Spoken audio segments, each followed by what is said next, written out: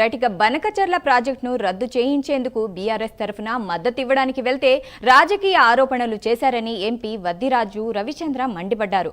Banakacherla project విషయంలో BRS party సూచనలను ప్రభుత్వం పరిగణలోకి తీసుకోలేదని, కేవలం కేసీఆర్ పై నిందలు వేశారని ఆరోపించారు. ఏపీ ప్రభుత్వం విభజన చట్టాన్ని ఉల్లంఘిస్తూ అపెక్స్ కౌన్సిల్లో చర్చించకుండా పోలవరం, బనకచర్ల ప్రాజెక్టుల విషయాల్లో దూకుడుగా వ్యవహరిస్తుందన్నారు. దీంతో అపెక్స్ కౌన్సిల్ సమావేశంలో చర్చించేలా కేంద్రాన్ని కోరారని సీఎంకు విజ్ఞప్తి చేశారు. బనకచర్లపై సుప్రీంకోర్టులో పోరాటం చేయాలని ఎంపీ వద్దిరాజు రవిచంద్ర కోరారు.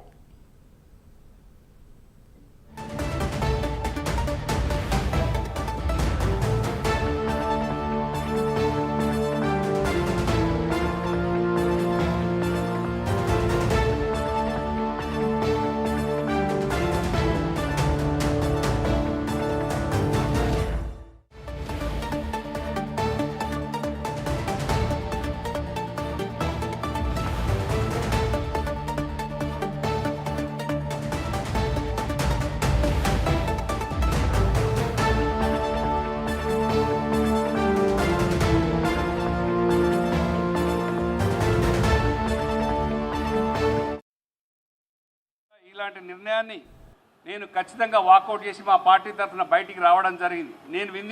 నేను వినిపించాను నా గొంతు.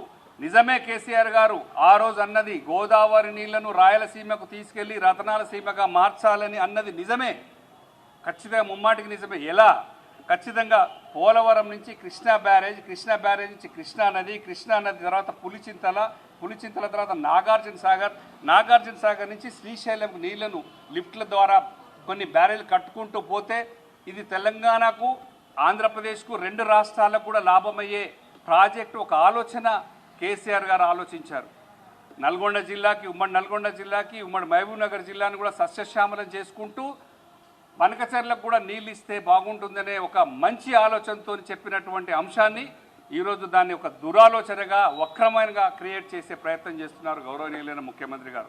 ఆంధ్రప్రదేశ్ ప్రభుత్వం విభజన చట్టాన్ని ఉల్లంఘించి చేస్తున్నటువంటి చర్యలను చర్చించడానికి కేంద్రం అపెక్స్ కౌన్సిల్ సమావేశం చేయకుండా ప్రాజెక్టులను అనుమతులు ఇచ్చే విధంగా చర్యలు చేపట్టడం శోచనీయం.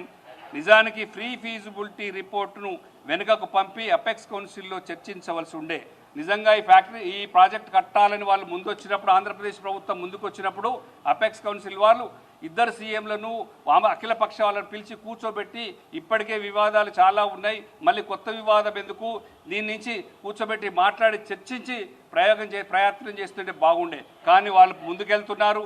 వీళ్ళని ఇక్కడ అడ్డుకునే పరిస్థితి కాకుండా బీఆర్ఎస్ పార్టీ అప్పుడేదో ఆడినది మాట్లాడిందనే అంశాన్ని తెరలేపారు.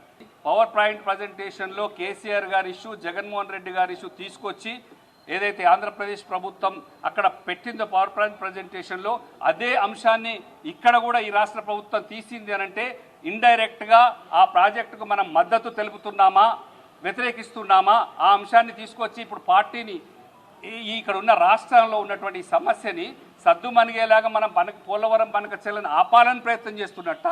అదే ఫోటోలు, అదే వీడియోలు పెట్టేసి మీరు అదే అంశాన్ని చూపిస్తే ఇండైరెక్ట్గా మనం పోలవరం బనకచర్లకు సపోర్ట్ చేస్తున్నామా? ముఖ్యమంత్రి గారు, కాంగ్రెస్ పార్టీ ఒకసారి ఆలోచించుకోవాలి.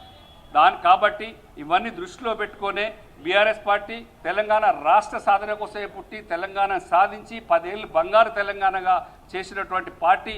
కేసీఆర్ గారు దూరదృష్టితో ఖచ్చితంగా కూడా దీన్ని ఆపే ప్రయత్నం చేస్తాం.